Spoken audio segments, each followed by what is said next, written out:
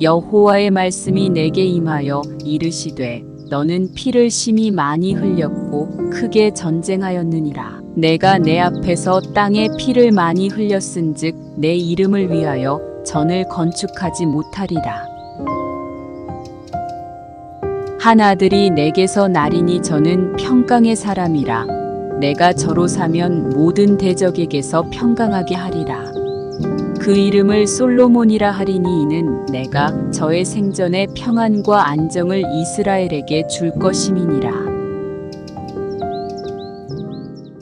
사랑과 은혜가 많으신 주님 감사합니다. 오늘도 아버지께서 저희 요엘에 함께 임해 주셔서 저희들 오늘 말씀 공부하는 이 시간 한 시간 순간순간마다 주님의 능력으로 하나님의 말씀에 덧입어서 말씀대로 저희를 변화될 수 있는 귀한 시간 될 수 있도록 인도해 주실 줄 믿사오며 모든 말씀 예수 그리스도 이름으로 감사하며 기도했습니다.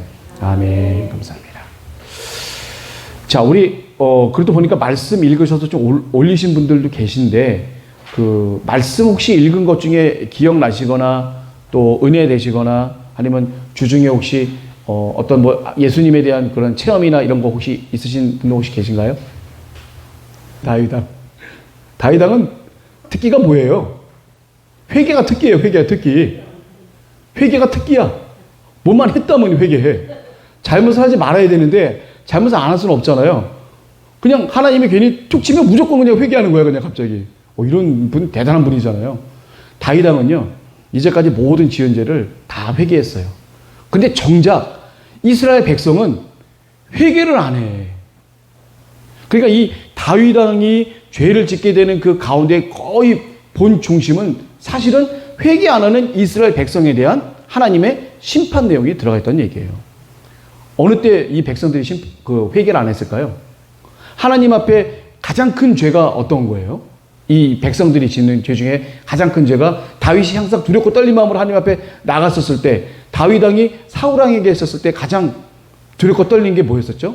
하나님의 기름 부은 자를 함부로 하는 거. 그런데 이 이스라엘 백성들은 하나님께서 기름 부은 다윗왕을 맘대로 할 때가 있었어요. 대표적인 게 두 번 있었죠. 어느 때죠? 압살롬의 반란 때 압살롬 편에 사람들이 다 붙었어요. 이 다윗왕 편에 붙지 않고 다 압살롬 편에 붙어버렸어요. 다윗왕 편에 붙은 사람 몇 안 돼요. 유다 지파 사람들밖에 그 근처에 있는 사람들밖에 없었어요. 그 전부 다 사람들이 누구한테 가냐면 삐까뻔쩍하고 잘생긴 그리고 뭔가 있을 것 같은 압살롬에게 모든 게 다 붙어버렸어요. 그리고 세바의 반란이라고 도 있어요. 끝에 가보면 세바라는 사람이 일어나서 우리가 다윗왕에게 그렇게 할 필요 없다라고 했었을 때 상당수 사람들이 다 세바의 반란에 다 붙었어요. 그리고 다 반란이 진압되고 끝났는데 결국은 뭐냐면 다윗왕은 죄 지을 거 다 지을 때마다 죄값 다 치르고 그것도 아주 심할 정도로 죄값을 치르고요. 그리고 하나님 앞에 회개할 거 다 했는데 정작 이스라엘 백성들은 하나님 앞에 회개하지 못했습니다. 그래서 여기 보게 되면 다윗이 인구조사 실시한다 할 때 맨 처음에 나온 그 문구가 뭐죠? 어떤 문구죠?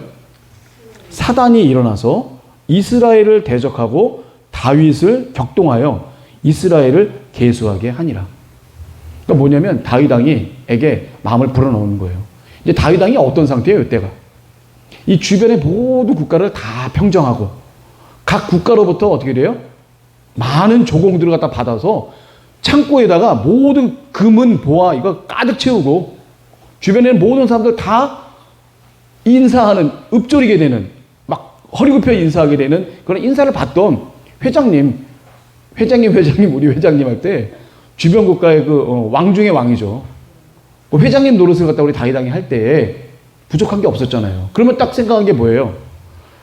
이제 인구도 많이 있고 나를 따르는 군사들 이 이스라엘 백성들도 많이 늘어났고 전쟁할 수 있는 그 능력이나 이런 것들도 굉장히 많은데 그러면 도대체 어느 정도쯤 될 수 있을까라고 기본적으로 사람의 마음이 궁금할 거 아니에요. 나의 백성들이 또 내가 데리고 있는 이 백성과 이 모든 것들이 과연 얼마만큼 정도의 힘을 갖고 있는지 궁금하잖아요. 그래서 궁금한 김에 어떻게 돼요? 왕이 한번 얼마만큼 있는지 한번 세보자. 그래서 어떻게 돼요? 인구를 한번 세게 되는 거죠. 근데 이게 인구를 갖다 세는 게 잘 된 거예요? 잘못된 거예요? 잘못된 건 아니에요, 사실은. 하나님께서 여러 번 얘기하셨어요. 모세님을 통해서도 2번 인구 조사를 했어요. 하나님이 하라고 하면 해야 될 이유가 있기 때문에 하는 건데 자기가 조사했다는 얘기는 뭐냐면 내가 이 정도 되니까, 내 힘이 이 정도 되니까 내 힘이 어느 정도 되느냐를 측정한 거잖아요. 근데 거기 있던 요압조차도 깨어있는 요압조차도 사실 말렸지만 사실 요압도 되게 반대를 했죠. 다윗 왕이 계수를 하는 것조차도 굉장히 반대를 했어요. 왜 하나님 앞에 죄를 지으려고 하십니까? 이 모든 백성들이 다 왕의 백성들인데 굳이 뭐하러 이렇게 우리가 이렇게 잘 먹고 잘 살고 주변에 모든 국가를 다 평정했는데도 불구하고 왜 하나님 앞에 우리가 또 죄를 짓게 되는 거냐? 그 이스라엘은 신정 국가 아니에요. 하나님이 통치하는 국가잖아요. 왕이 있지만 왕 위에 하나님이 계셔서 하나님이 통치하는 국가인데 왜 하나님을 불신하냐 이거예요. 어차피 하나님이 모든 걸 다 해주셨지 우리가 한 게 뭐 있습니까? 라고 이제 요압이 이렇게 얘기를 했었을 때 그거를 다윗 왕이 완전히 이겨먹죠. 그래서 어쩔 수 없이 다윗 왕이 인구조사에 들어가게 됩니다. 요단강을 건너서 맨 밑에 갓지파가 있죠. 갓지파부터 해서 쭉 이렇게 시계 반대 방향으로 한 바퀴 쭉 돌아요. 사무엘 하에는 얼마만큼 시간이 걸리냐면 9개월하고도 20일 정도의 시간이 걸릴 정도로 다 했어요. 근데 사실 실적으로 보게 되면 나중에 역대하의 말씀에 보게 되면 뭐냐면 계수가 끝나기도 전에 어떻게 돼요? 하나님의 진노가 임하게 되죠, 사실은. 네.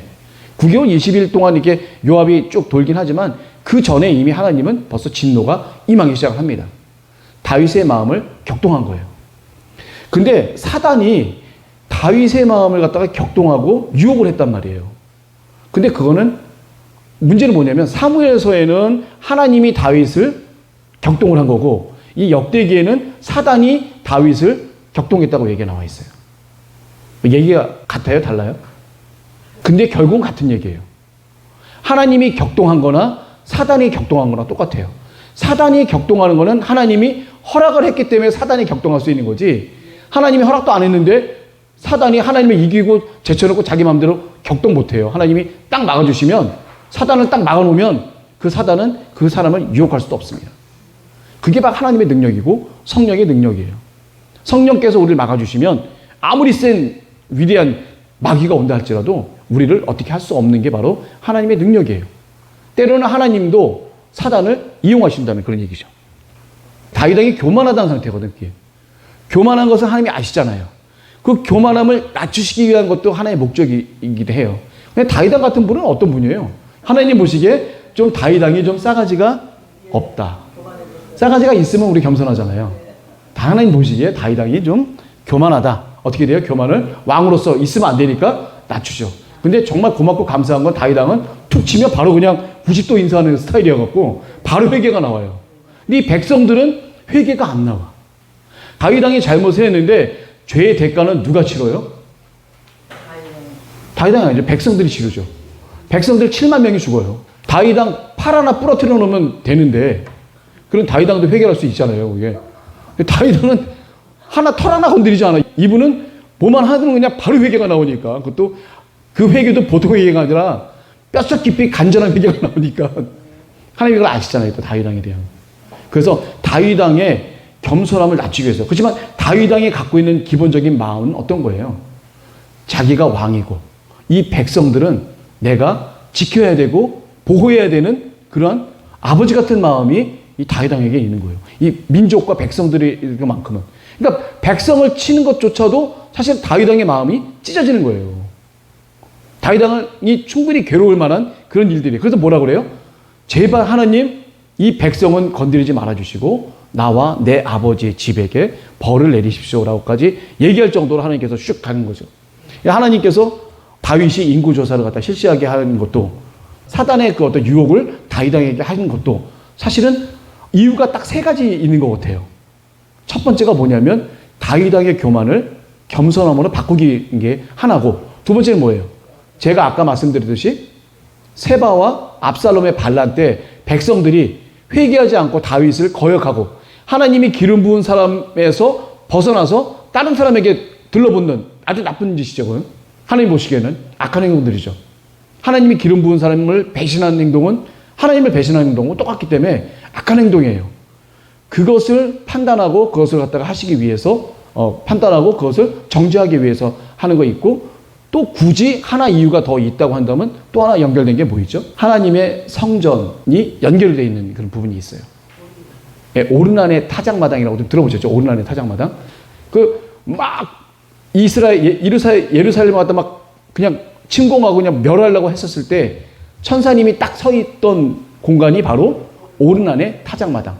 사무엘서에 보게 되면 그렇게 되어 있죠. 아라우나의 타작마당, 여기는 오르나의 타작마당. 하나님께서 이제 제시하신 게 뭐죠? 다윗 왕에게 제시하신 게 죄값을 치러라. 죄값을 치르는데 어떻게 죄값을 치를래?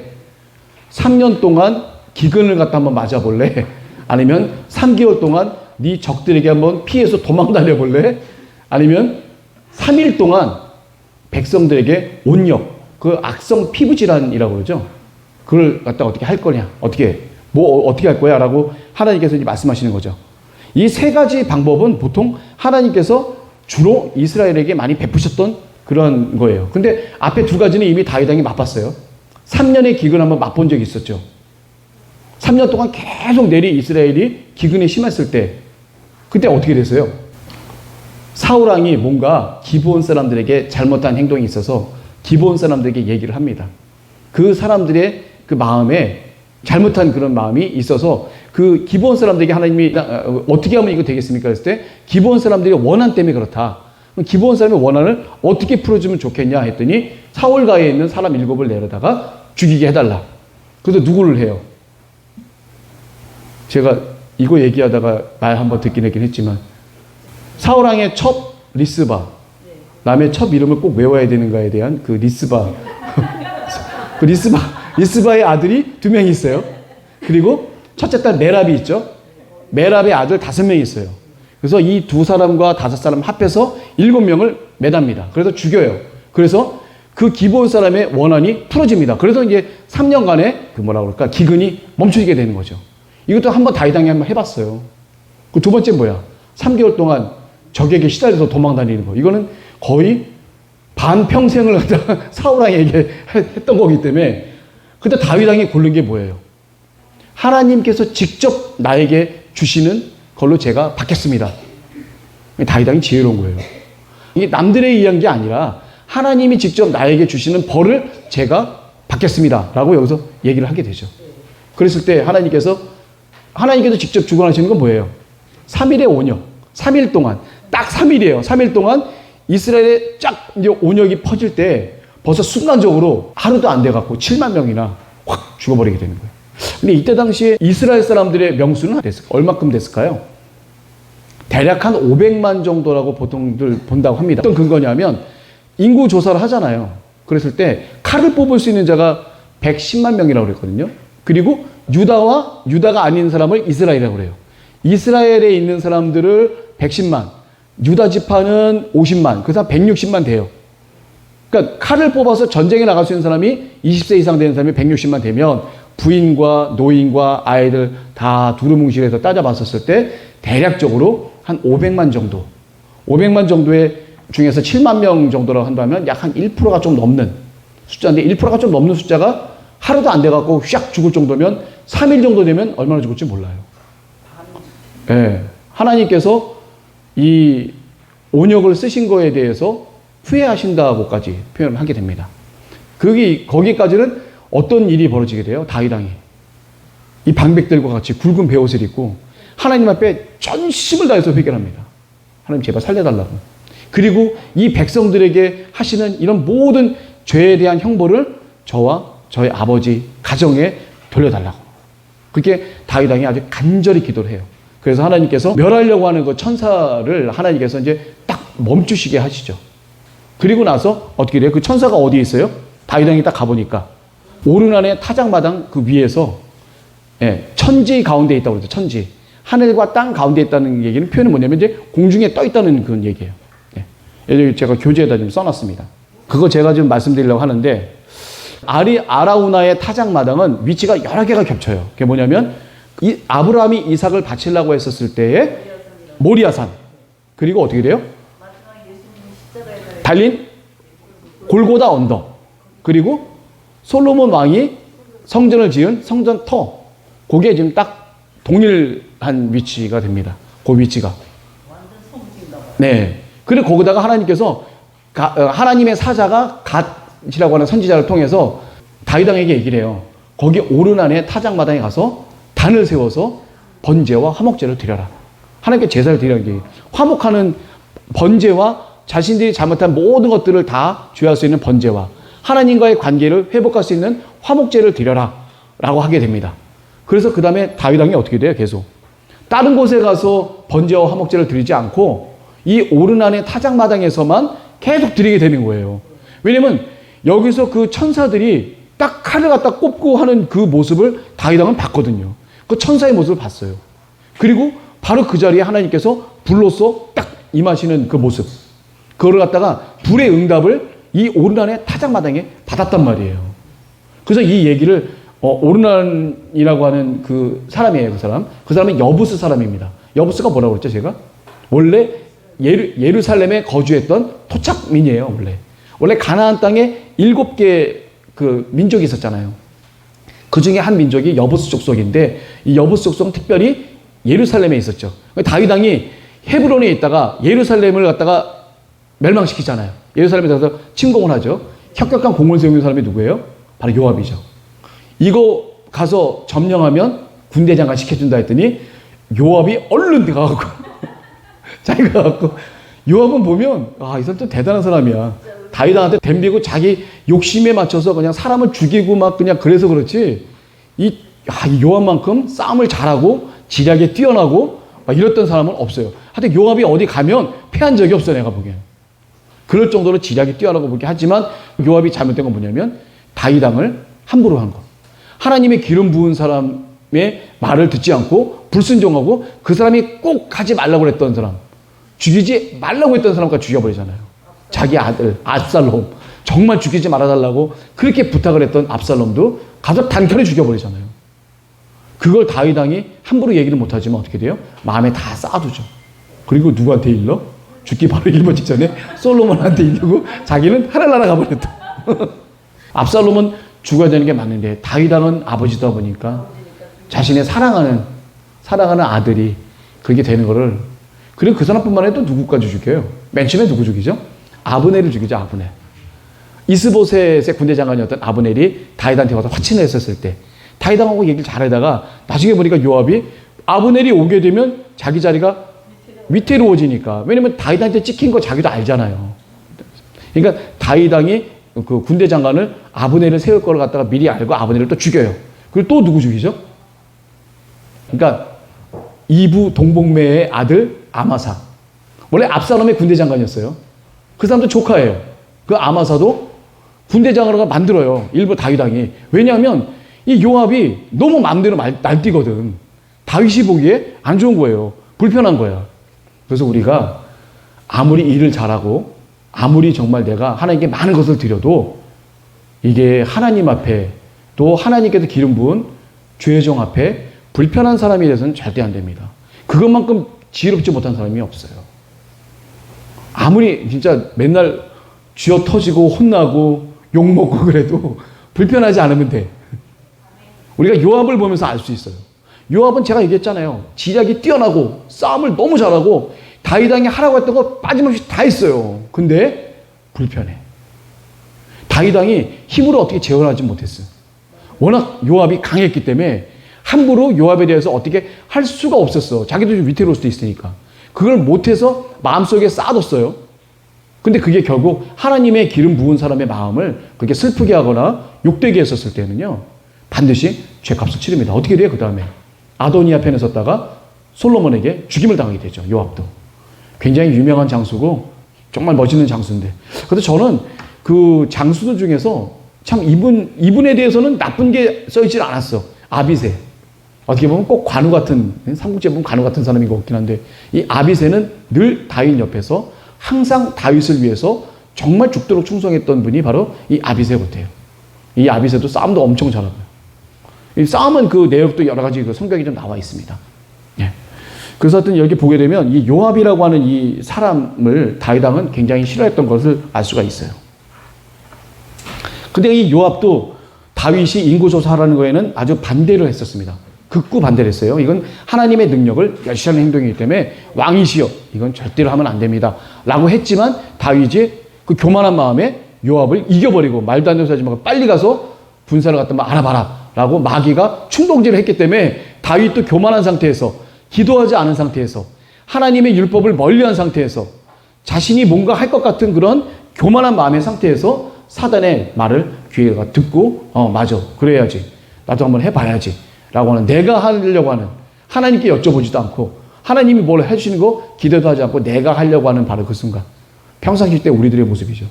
저의 모습이고 이런 그 모습에서 있었을 때는 사단이 내 마음가운데 틈을 탈 수밖에 없습니다. 그때 예수 그리스도의 이름으로 물리치고 율법을 읽고 기도를 해서 하나님께 물어봐야지. 조사해도 됩니까? 그러니까 물어봐야지. 안 물어보잖아요. 그럼 언약궤를 왜 들고 왔어? 언약궤 들고 온 이유가 뭐예요? 하나님께 물어보려고 들고 왔는데 안 물어보고 자기가 마음대로 한 거 아니에요.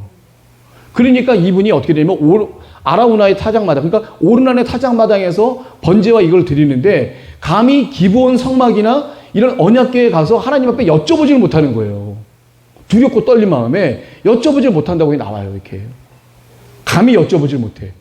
심하게 어떻게 한번 또 혼날까 봐 무서워서 그 천사님 한번 보고 나서는 두렵고 떨린 마음에 아무것도 할 수가 없는 거예요. 그런데 다윗 왕은요 하나님을 두렵고 떨린 마음으로 이게 믿었어요. 하나님 말씀이라고 하면 막 두렵고 떨린 마음으로 이렇게 했는데 이 교만이 잠깐 틈을 탔다고 이렇게 볼 수가 있겠죠. 자, 요압이 이제 9개월 20일간을 갖다 걸쳐서 이제 다 했더니 사람의 명수가 약 한 110만 명. 그 다음에 유다 지파 사람이 싸울 수 있는 사람이 50만 명. 그래서 한 160만 명 정도가 다윗 왕이 딱 데리고 있다라고 하는 그런 의미죠. 근데 여기는 110만 명 나와 있는데 사무엘서에서는 80만 명으로 나와 있어요. 이 30만 명이 차이가 생기네. 30만 명 적은 숫자 아니잖아요. 이게 왜 그럴까요? 우리가 좀 뒤에 가보면 다윗의 정규군이 있어요. 2만 4천 명씩 해서 1월 반장, 2월 반장, 3월 반장에서 12월에 반장까지 있는 거 아세요? 12월에 반장까지 군대 조직을 정비를 합니다. 근데 각 반장이 데리고 있는 사람이 2만 4천 명이에요. 2만 4천을 12달로 하고, 그러니까 2만 4천 명은 한 달 동안 다윗 주변의 것을 다 무조건 지키는 사람이에요. 그 사람의 명수를 다 합치면 28만 8천 명이 돼요. 2만 4천 명이. 그래서 이 정규군이 합해진 거냐 안 합해진 거냐에 대한 차이라고 합니다. 이게. 그래서 이 역대기에 보는 110만 명은 다윗의 정규군까지 포함을 한 거고, 그리고 사무엘서는 다윗의 정규군이 아닌 나머지 오로지 요압이 가서 계수를 한 사람의 숫자가 80만 명이라는 것을 알 수가 있어요. 근데 유다 지파 사람들은 47만 명, 뭐 이렇게 50만 명 이렇게 거의 비슷해서 상관이 없는데 이 이스라엘 그 유다 지파 외에 있는 그런 싸울 수 있는 사람의 숫자가 이렇게 차이가 좀 났다고 합니다. 자, 하나님께서 이제 다윗의 인구 조사에 대해서 이제 벌을 내리시려고 하는 거예요. 그랬을 때 다윗 왕은 어떻게 돼요? 순간적으로 이스라엘 민족이 죽는 모습을 보고 얼른 넙죽 엎드려서 이 백성을 사랑하는 다윗 왕은 자기 가슴이 찢어질 정도로 백성을 사랑했던 다윗이었기 때문에 아주 그 가운데서 회개를 갖다 아주 심하게 하죠. 그래서 하나님께 갓 선지자가 와서 그러면 이 세 가지를 갖다가 아까 제가 말씀드렸던 거를 제시했었을 때 3년 동안 기근을 갖다가 당할 거냐, 3개월 동안 적에게 쫓길 거냐, 3일간 내가 내리는 온역을 한번 견뎌볼래. 그래도 다윗 왕이 제일 누가 그러더라고. 제일 짧으니까 짧고 굵게 한번 당해보자라고 해서 한 게 아니에요. 다윗 왕이. 다윗 왕은 첫 번째, 두 번째는 이미 해봤는데 그건 사람들에 의해서 시달려 봤는데 저는 하나님이 주시는 형벌을 온전히 잘 받겠습니다. 라고 지혜롭게 하나님께 말씀을 드려요. 그래서 하나님이 세 번째, 당신이 직접 하는 온역을 갖다 내렸는데 근데 결국 다윗 왕은 뭐라 했냐면 하나님의 마음의 중심에는 이미 자비와 긍휼하심이 있다는 것을 알고 있어요. 다윗 왕도. 그러니까 어떻게 돼요? 하나님이 하시는 거 내가 하나님 앞에 간절히 내가 회개 기도를 해갖고 정말 하나님의 마음을 다시 한번 긍휼함을 얻으려고 다윗 왕이 했다라고 하는 그런 말도 있는데 그 말도 사실인 것 같아요. 제가 봤을 때. 다윗 왕은. 예. 그러니까 사람에 의해서 내가 당하는 피해가 아니라 하나님으로부터 하는 거는 내가 하나님께 간절히 기도해서 하나님의 긍휼함을 얻을 수 있다고 하는 그런 자그마한 믿음도 이 다윗 왕에게는 있었다고 볼 수가 있겠죠. 다윗 왕이 뭐예요? 여기 얘기할 때 큰 죄를 범하였나이다라고 이제 성경에 이렇게 써 있었어요. 큰 죄를 범하였나이다. 이 말은 언제 했던 말이냐면 밧세바를 이렇게 통관했었을 때 그때 하나님 앞에 제가 큰 죄를 범하였습니다라고 다윗 왕이 얘기해. 다윗 왕의 큰 죄 중에 하나가 바로 밧세바를 범한 거. 그리고 동시에 그 남편인 우리아를 살인으로 본 거. 그거가 큰 게 하나가 있었고, 두 번째가 바로 이 인구 조사예요. 자, 그 다음에 이제 하나님께서 다윗 왕의 그 회개를 보고 하나님의 마음이 풀어주셔서 그 가운데 또 이제 긍휼을 베푸는데, 근데 이게 있어요. 뭐냐면 이 역대기는요, 어떤 게 있냐면 다윗 왕과 다윗 왕조의 좋은 면만 부각을 시키는 거거든요. 그래서 그 포로 생활을 하고 왔던 사람들의 자긍심을 불러일으키려고 하는 게 이 역대기의 목적인데, 이 다윗 왕이 죄를 지은 거, 압살롬의 반란이나 세바의 반란이나 밧세바를 범한 장면이나 이런 것들은 아예 안 나와요. 역대기에는 다윗 왕의 좋은 부분만 나오는데, 유일하게 다윗 왕이 죄를 짓는 부분이 딱 나오는 게 바로 이 부분이에요. 왜 그럴까요? 인구조사한 거 죄를 졌는데, 이 역대기 저자는 다윗 왕의 좋은 부분만 딱 부각을 시키려고 했는데 왜 이게 딱 나오냐 이거예요. 왜 그럴까요? 안 할 수가 없었나 봐요. 네. 피해갈 수 없는. 그 피해갈 수 없는데 얘기 안 하면 그만이거든요. 왜냐하면 하나님의 성전 건축과 연결된 죄이기 때문에 그래요. 그러니까 이 죄를 부각시키려는 게 아니라 성전 건축을 부각시키려는 거에 어쩔 수 없이 딸려오는 내용이기 때문에 이게 들어갈 수밖에 없었던 거예요. 일부러 하고 싶은 게 아니라 이 오르난의 타작마당, 이 하나님의 성전 건축 부지를 구입하는데 금 600세겔에 구입을 했잖아요. 그 600세겔에 구입하는 그 과정을 할 수밖에 없는 이 이유가 바로 이 이유 때문에 그래요. 그래서 인구 조사를 시점으로 해서 쭉 가다 보니까 다윗 왕의 성전 건축까지 연결이 되기 때문에 꼭 안 내면 안 되는 그런 죄값이기 때문에 할 수 없이 넣은 거예요. 넣고 싶어서 넣은 게 아니라 어쩔 수 없이 우리 역대기에 있는 저자 에스라 학사께서는 이렇게 넣게 된 거죠. 자, 여호와의 사자가 오르난의 타작 마당에 이렇게 서 있는 것을 다윗이 이제 보게 되죠. 갓 선지자의 명령으로 제단을 갖다 이제 쌓게 되는 걸 제가 말씀을 드렸어요. 오르난의 타작 마당에 제단을 쌓고 번제를 드리고, 그 다음에 계속해서 여기다 번제와 화목제를 계속 여기서만 드리는 거예요. 이 터가 뭐예요? 여기가 하나님의 전이라고까지 다윗 왕이 표현합니다. 이미 건물도 없고 아무것도 없는 그냥 타작 마당이고, 옛날에는 모리아산이었어요. 예. 이 타작 마당, 오르난의 타작 마당이 아까 제가 아마 말씀드렸지만 아브라함이 이삭을 제물로 바쳤던 모리아산이에요. 바로 그 자리가. 그리고 솔로몬이 성전을 건축한 그 성전 부지 터면서 어떻게 돼? 마지막에 예수 그리스도께서 십자가에 달리신 골고다 언덕이 바로 여기예요. 그 딱 동시에 있는 바로 그 자리가 딱 그렇게 네 개의 장소가 정확히 매치가 되는 그 귀한 장소라고 볼 수가 있겠죠. 의미 있는 장소예요. 예. 이 의미 있는 장소를 갖게 된 연유가 뭐냐면 다윗이 인구 조사를 하게 되는 그 죄를 범하는 그것부터가 시작이 되기 때문에 다윗의 죄를 부각시킬 수밖에 없었어요. 역대기 기자가. 그러니까 다윗의 죄가 먼저가 아니라 하나님의 성전 건축이 더 중요했기 때문에 그렇겠죠. 그래서 하나님께서 다 계획이 있으셔서 다 이렇게 한 겁니다. 자, 오르난이라고 하는 사람이 이제 소를 갖다가 드리게 되고, 곡식 떠는 기계를 갖다 주어서 이제 태우는 거. 그러니까 소를 번제물을 드릴 때 태우는 게 있어야 되니까 화목으로 이렇게 곡식 떠는 기계를 줬고요. 소제물로 밀을 줬고, 그리고 금 600세겔을 갖고 오르난의 타작마당과 소를 사고 그 주변에 있는 걸 샀는데, 원래 사실은 사무엘서에 보게 되면 오르난의 타작마당과 소를 갖다 산 값이 은 50세겔이라고 명시가 되어 있는데, 여기는 금 600세겔이잖아요. 그러면 돈을 왜 여기는 더 많이 치렀냐라고 했었을 때, 오르난의 타작마당과 소뿐만이 아니라 모리아산 전체, 그러니까 성전 건축할 수 있는 전체 토지가 굉장히 넓잖아요. 그 전체 큰 토지를 다윗 왕이 600세겔에 주게 되죠. 금 600세겔에. 근데 원래 오르난이 사실은 이거 그냥 거저 가져가시라고 얘기를 했어요. 근데 다윗 왕은 어떻게 돼요? 나 공짜로 안 받겠다. 하나님이 명하신 이 장소는 절대로 그냥 내가 뺏어서 이렇게 하는 거 아니다. 내가 정확하게 값을 치르고 하겠다라고 해서 값을 치르게 되죠. 예전에 아브라함이 마물의 상술이 보면은 그 막벨라 굴인가요? 예, 막벨라 굴을 갖다가 하려고 할 때도 예, 은 400세겔에 사잖아요. 원래는 공짜로 준다고 하는 거를 공짜로 안 받고 은 400세겔에 받아서 막벨라 굴을 갖다가 이렇게 사게 돼요. 밭 터전을 갖다가. 예, 그거와 이제 비슷한 형상이라고 볼 수가 있겠죠. 그러니까 하나님께 드리는 거, 하나님께 뭐 하고 하는 것을 무조건 이렇게 다윗왕처럼 어떻게 보면 하나님의 값을 정확히 치르고, 왜냐면 하나님 거잖아요. 하나님의 그 장소이기 때문에 그것을 갖다 누구에게 뭐 이렇게 막 받거나 막 그렇게 하지 않으시고, 성경상으로 보게 됐을 때 질서는 뭐냐면 값을 정확히 치러서 누구라도 누가 이거 좋습니다라고 얘기를 들을 필요가 없는 거예요. 내가 그래도 하나님 전에 뭐 이렇게 했는데 이게 아니라 정확하게 값을 치러서 모든 부지든지 뭐든 간에 값을 정확히 치러서 그것을 하나님께 영광을 드릴 수 있어야지만 나중에 뒷말이 없다는 얘기예요. 그게 지금 나와 있는 질서가 바로 아브라함과 다윗 왕의 질서에도 보게 되면 정확히 그 질서가 나와 있는 거예요. 성경을 읽으시면서도 우리가 그 부분을 분명히 알아야 돼요. 준다고 하니까 무조건 받았다. 그럼 나중에 달라고 그러면 어떡할 거예요? 맞아요.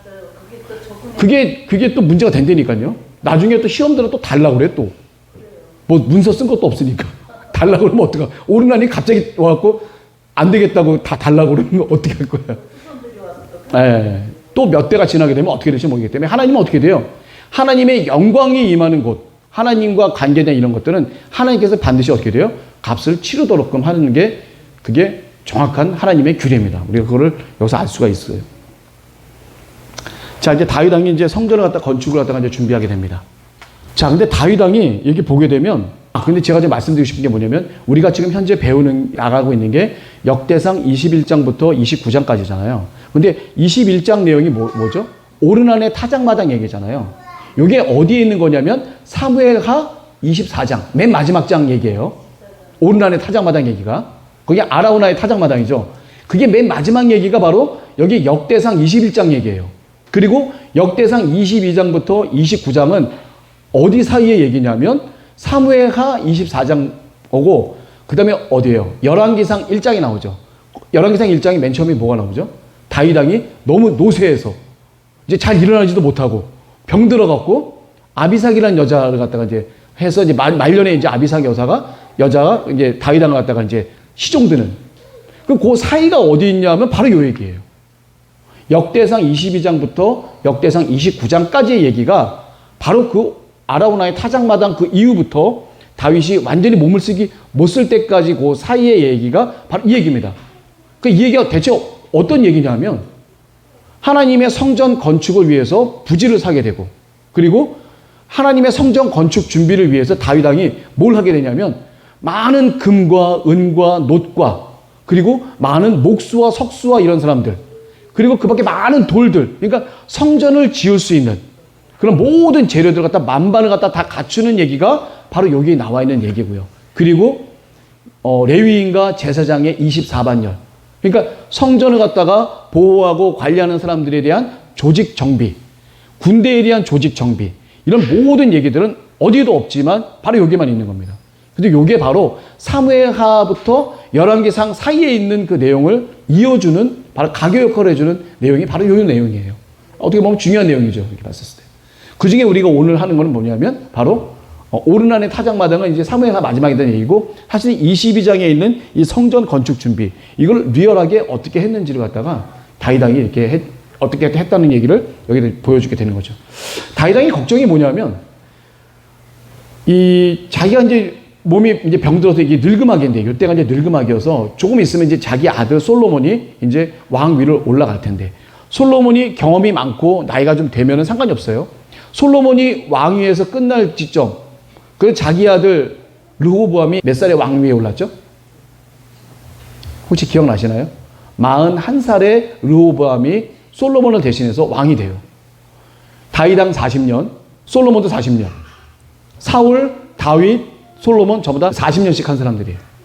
그래서 솔로몬이 40년을 통치했는데 솔로몬이 죽고 난 다음에 르호보암이 41살에 그 왕이 됐다고 하니까 보니까 솔로몬이 왕이 된 그 시점에서는 르호보암이 한 살이었던 얘기예요. 솔로몬이 40년간 통치한 걸 봤었을 때는. 그러니까 다윗 왕이 이제 거의 이제 수명이 다 했다고 생각이 되는데 걱정이 되는 게 뭐냐면 어린 솔로몬이 과연 하나님의 전을 지을 수 있겠냐 이거예요. 솔로몬이 겪지 못한 가장 안 좋은 게 뭐죠? 고난과 고통을 겪어보지 못했어. 근데 혹시 그거 아세요? 뇌 고친가? 그거 있잖아요. 그거 있었을 때 그거를 사람이 손으로 일부러 이렇게 갈라주잖아요. 그러면 쉽게 나와요. 나올 수가 있어요. 근데 문제는 뭐냐면 못 날라. 날지를 못해. 못 날라요. 예. 그것을 뇌에 그걸 갖다가 막 깨면서 막 찢으면서 나오는 그 힘이 길어지는 거거든요. 그걸 비로소 찢고 나왔을 때 날아갈 수가 있는 건데 그 과정이 없이는 그냥 해주면 아무것도 못해요. 그러니까 다윗왕이 걱정했던 게 바로 그 부분이에요. 솔로몬이 어디서 유래된 말이냐면 샬롬에서 유래된 말이에요. 평강의 왕. 다른 말로 하기는 솔로몬이 평강의 왕이에요. 그러니까 아무 어려움과 고통과 힘든 게 없었어. 솔로몬은 그냥 아버지가 다 해놨어. 성전 지을 수 있는 거 금과 은과 금이 여기 얼마큼 있는 줄 아세요? 몇 페이지에다 지금 적어놨냐면 금이 10만 달란트예요. 10만 달란트. 은이 100만 달란트. 한 달러의 가치가 얼마큼이에요? 그게 금 10만 달란트가 우리 현재 그 금액으로 환산해 보면 2,700조야. 2,700조. 근데 이것도 보면 한 사람의 1인 노동이 3만 원이라고 가정했을 때야. 근데 지금 10만 원 정도 넘잖아요. 훨씬 더 2,700조에 한 3배 이상은 또 되는 거예요. 또. 그리고 은 100만 달란트는 하루 품삯이 3만 원이라고 가정했을 때 1,800조예요. 1,800조. 이거 그냥 3만 원이라고 해도 지금 2,700조, 1,800조라고 하는 이 엄청난 양의 이거를 다윗왕이 모았어. 하나님 전에 드리려고. 솔로몬을 위해서 다 모았어요. 이렇게. 하나님이 어쨌든 간에 다윗왕에게는 성전을 지을 수 없다. 너는 많은 전쟁을 통해서 피를 갖다 흘렸기 때문에 할 수가 없다라고 다윗왕에게 말씀하셨어요. 그러면 다윗왕이 잘못된 거예요? 잘못된 거 아니에요. 다윗왕의 사명이 있고 또 솔로몬의 사명이 있는 거예요. 솔로몬은 평강의 시절에 하나님께 지혜를 구해서 그 지혜를 갖고 이스라엘을 갖다가 통치하고 하나님 앞에 나아갈 수 있는 사명이 솔로몬에게 주어진 거고 다윗왕은 말 그대로 맨 땅에 헤딩하면서 무적의 많은 고통과 고난을 겪으면서 주변에 있는 모든 나라들을 다 평정할 수 있는 거를 능력을 하나님이 주셨잖아요. 아니 다윗왕이 모압을 이기고 암몬을 이기고 이긴 거 하나님이 이기게 해주셨지 다윗왕이 이긴 게 아니에요. 그러니까 다윗왕 자체도 지금 피를 흘리고 많은 군사들과 싸움하고 이런 것들은 하나님의 사명이었던 거예요. 다윗왕이 가져간 사명이고 솔로몬이 가져간 사명이지 다윗왕이 너는 성전 건축을 못한다고 해서 다윗왕이 잘못했다는 게 아니에요. 다윗왕은 다윗왕 나름대로의 최선을 다한 거예요. 거기에 하나님이 다윗왕의 마음을 보시고 솔로몬과 언약을 맺지 않았잖아요. 그러면 솔로몬과 언약을 맺었었어야지. 하나님의 언약을 맺으신 분은 다윗왕과 언약을 맺었어요. 다윗왕의 마음의 중심을 보시고 다윗왕과 언약을 맺었지 솔로몬과 언약을 맺지 않았어요.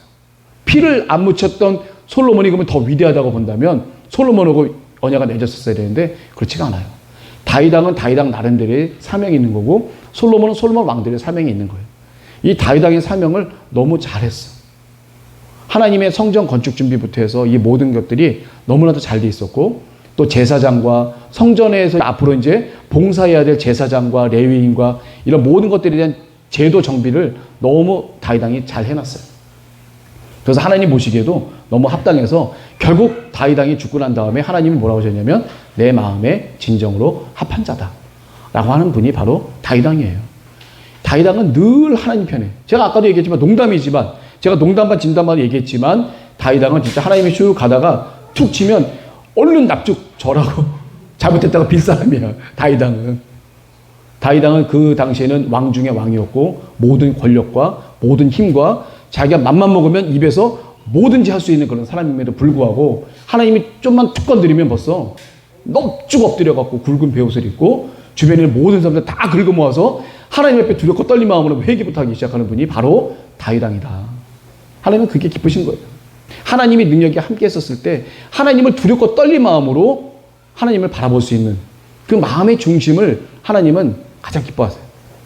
또 우리가 이 다윗왕을 보면서 솔로몬을 보면서 사울을 보면서 우리가 과연 어떻게 하나님 앞에 나아가야 되겠다라고 하는 그런 부분을 우리가 뭐 이 전 세계를 가진 부와 권력도 없는 사람들 아니에요. 우리는 막말로 하나님의 능력 아니면 살아갈 수 없는 사람인데도 불구하고 뭐 이렇게 교만할 게 있어. 우리가 교만할 게 없죠. 하나님 앞에 넙죽 엎드려서 우리 하나님 살려주세요. 내가 할 수 없습니다. 이게 겸손이라고 하니까 전 할 수 없으니 하나님께서 성령께서 저를 인도해 주시고 해 주십시오. 하나님 근데 이런 일이 생겼는데 어떻게 해야 됩니까? 라고 늘 하나님 앞에 물어보는 사람. 늘 하나님 앞에 여쭤보는 사람. 모든 권한을 하나님께 드릴 수 있는 사람.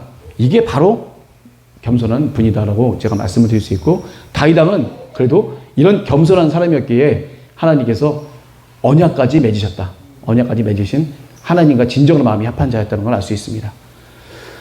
자, 그래서 다윗 왕이 이제 성전 건축 준비를 하는데 뭐 수많은 놋들, 금, 은 제가 다 말씀드렸잖아요. 이렇게 많은 걸 다 준비했고, 그리고 거기 있는 방백들, 거기는 이스라엘의 방백들은 어떤 사람들이냐면 왕의 대신들 혹은 왕의 주변에 있는 그 대표자들이라고 볼 수가 있어요. 방백들이라고 해서 각 지파의 두령들이 아니라 왕이 데리고 있던 그 지도자급 되는 그 사람들에게 솔로몬을 도우라고 합니다. 그리고 그들에게도 어떤 명령을 주냐면 마음을 진정해서, 마음을 하나님께로 해서 여호와 하나님을 구해라. 그걸 먼저 얘기했고요. 두 번째 뭐냐면 그러면 하나님의 성소를 건축해라. 하나님의 전을 건축해라. 그리고 언약궤와 거룩한 기구를 가져다가 건축한 전에 드려라라고 이 여러 명의 그 지도자들에게 신신당부를 합니다. 다윗 왕이 죽기 전에. 그러면서 가장 또 얘기하는 게 뭐냐면 솔로몬을 잘 도와서 요 세 가지를 꼭 해라라고 다윗 왕이 마지막으로 그분들에게 얘기를 합니다.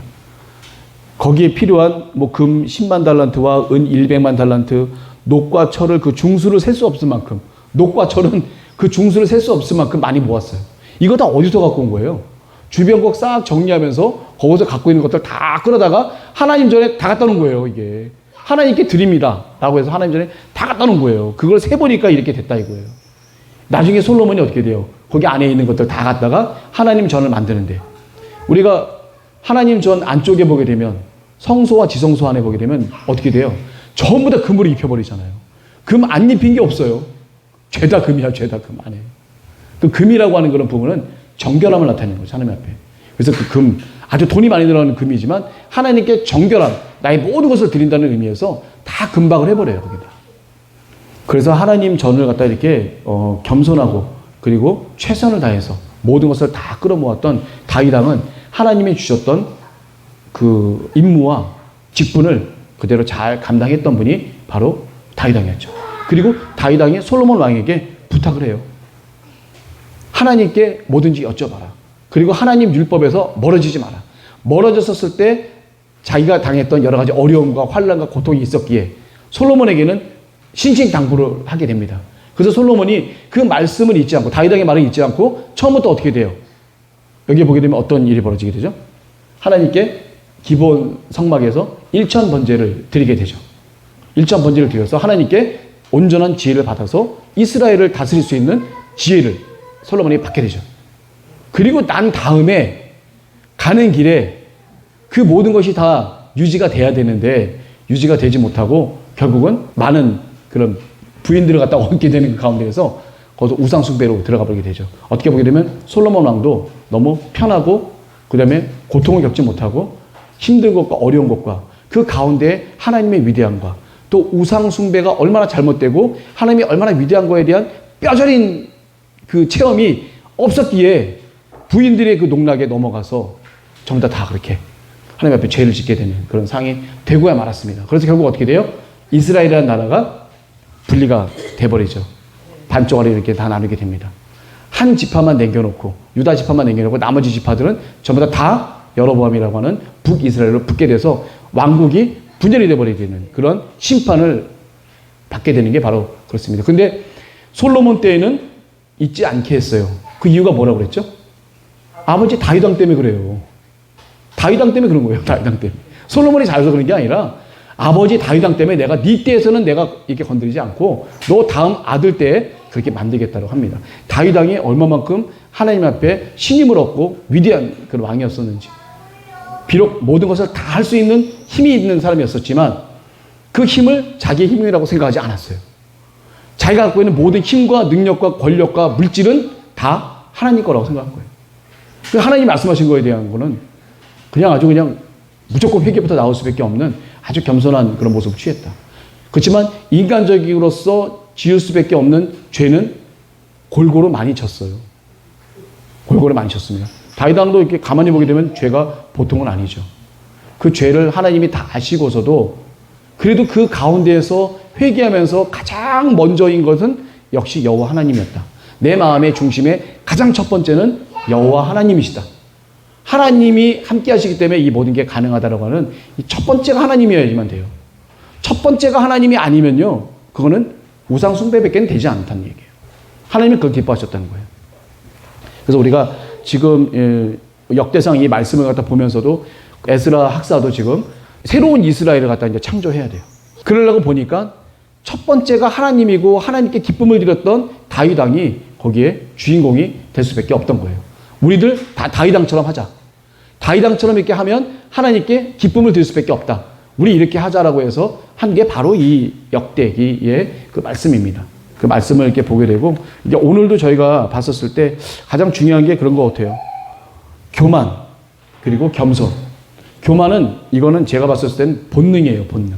우리 인간의 본능이 교만이에요. 이 교만을 없앨 수 있는 유일한 방법은 기도와 말씀밖에 없어요. 성경 66권은 겸손이라고 그랬고, 66권의 말씀을 읽는 가운데 회개 기도가 나올 수밖에 없고 하나님께 영광 기도가 나올 수밖에 없기 때문에 이 기도와 말씀 멀리 했었을 때는 우리는 교만할 수밖에 없고 겸손해서 멀어질 수밖에 없습니다. 그걸 분명히 아셨으면 좋겠어요. 그래서 오늘 드렸던 이 역대상의 그 8번째 시간, 우리 교만과 겸손이 하나님으로부터 비롯된다는 것을 우리가 분명히 알고, 우리 교만해서는 안 되고 반드시 하나님께 여쭤보는 겸손한 우리 요엘의 우리 성도님들이 되시길 간절히 바라면서 우리 역대상 8번째 시간 또 마치도록 하겠습니다. 감사합니다.